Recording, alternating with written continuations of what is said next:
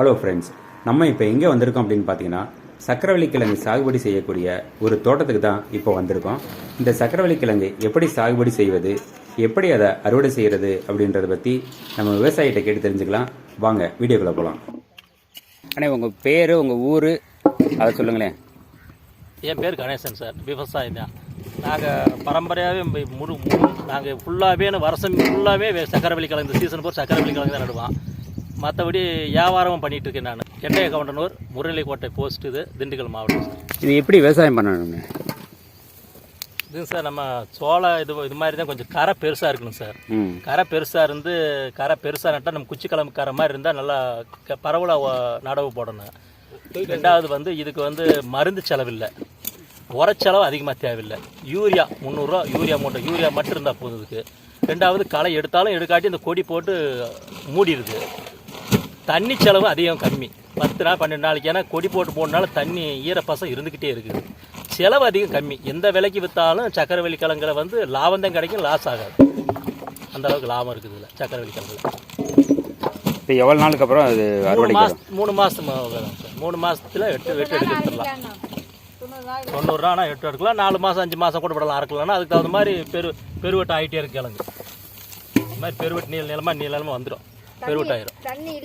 தண்ணி இல்லைனாலும் 2.5 மாதம் வெட்டாலும் உள்ள சின்ன கிழங்காவே நம்ம வித்தரலாம். இந்த சைஸ்லேயே வந்துடும். அதனால் மருந்தடிக்கிற செலவில்லை, உரச்செலவில்லை, களை எடுக்கிற செலவுங்கிறதே அதிகம் கம்மியான விவசாயங்கிறது இது ஒன்று தான்.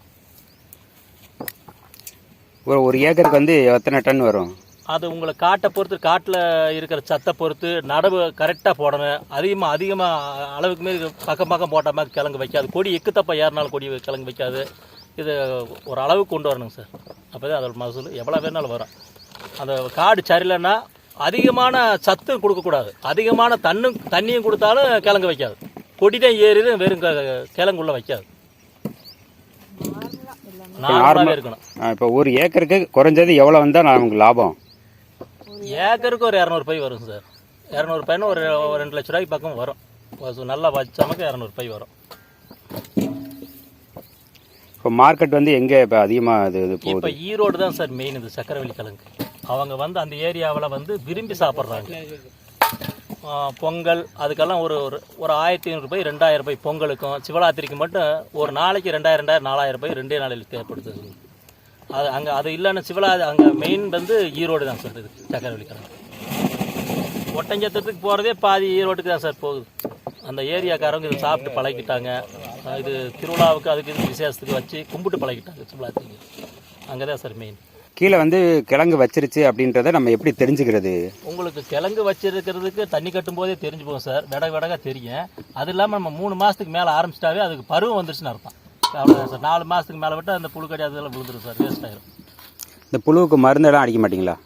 மருந்து இல்லை சார். இதுக்கு புழுவுக்கு மருந்து கொடுக்குறாங்க. யூனியன் ஆஃபீஸில் கொடுத்தாங்க. அது ஒன்றும் எடுபடலை சார். அந்த மருந்து எடுபடலை. விட்டு பார்த்தேன், எடுபடலை. இப்போ இந்த கொடியெல்லாம் எங்கேருந்து வாங்குறீங்க? அது கொடியை நாங்களே உற்பத்தி பண்ணிக்கிறோம் சார். இப்போ இந்த காட்டில் நாங்கள் கொடியை காய வச்சு எடுத்துடுறோம்ல. உழவு ஓட்டி ஏதோ வேறு வெள்ளாம் வச்சாலும் முளைக்கும். இந்த வேர்லேருந்து முளைக்கும் சார். அதை எடுத்து நாங்கள் ஒரு பாத்தியை நட்டுருவோம். அந்த பாத்தியை எடுத்து ஒரு 30 பாத்தியை நடுவோம். அந்த 30 பாத்தியை எடுத்து 3 ஏக்கரை நட்டுருவோம். நாங்களே உற்பத்தி பண்ணிக்குவோம். வெளியே இடத்துல போய் வாங்க மாட்டோம்.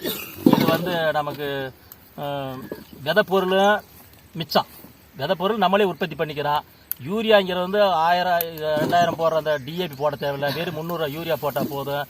மருந்துங்கிறது இல்லை நமக்கு. இந்த விதை கொடி மாடு ஆட்டுகளுக்கு பூரா நாங்கள் இருப்பு வச்சுக்கிறோம். 2 வருஷத்துக்கு கூட இருப்பாய்க்கும். காய வச்சுக்கிட்டாமாக்கு மாட்டுகளுக்கு ஆட்டுகளுக்கு நல்லா தேவைப்படுது. எல்லாமே யூஸ் ஆகிக்குது சார். கொடி வேஸ்ட் கிடையாது. கொடி வேஸ்ட் கிடையாது. நாங்கள் அங்கெல்லாம் போர் வீட்டில் வச்சுருக்கோம். 2 வருஷத்து கொடி அப்படியே மாடு நல்லா திங்கும். அளவு கம்மியாக சாப்பிட்டு தண்ணி நல்லா ஃபுல்லாக குடிச்சிட்டு அது பாட்டுக்கு படுத்துக்கும். ரொம்ப தீனி தேவையில்லை. இந்த கொடி சாப்பிட்டாமாக்கு நல்லா குட்டிகளும் நல்லா வளரும். இந்த கொடிக்கு ஆடு மாடு எல்லாமே குட்டிக்கு நல்லா வளரும் சார். இப்போ வேறு யாராவது விவசாயிகள் சக்கரவள்ளி கிழங்கு நடணும் அப்படின்னு ஆசைப்படுறாங்கன்னு வச்சுங்களேன். அப்போ நீங்கள் இந்த கொடி கொடுத்து உதவுவீங்களா? அதெல்லாம் கரெக்டாக கொடுப்பான் சார். விரும்ப மாட்டேங்கிறாங்க. வெட்டுறதுக்கு பிரச்சனை வருது. மற்றபடி செலவெல்லாம் பிரச்சனை இல்லை சார். இங்கே ஒட்டஞ்சத்திரம் மார்க்கெட்லேயே விற்று 20 ரூபா 24 ரூபாய்க்கு விற்றுறது பிரச்சனை இல்லை. கொண்டு போய் போட்டுடுறாங்க. வெட்டும்போது மட்டும்தான் பிரச்சனை வருது. அதனால் மற்றவங்களுக்கு விரும்புறதில்லை சார். ஃபோன் நம்பரை சொல்லுங்களேன். 995 280 77 48. இப்போ இந்த நம்பருக்கு தொடர்பு கொண்டா நீங்கள் வந்து கிழங்கு சொல்லுவோம் சம்பந்தமான சார். கிழங்கும் கொடுப்பான், கொடியும் கொடுப்பான். அவங்க கிட்ட இருந்து நாங்களும் மகசூல் எடுத்துக்குவோம். தொடர்பு கொள்ள விட்டுருவோம். செஞ்சு நன்றிண்ணே.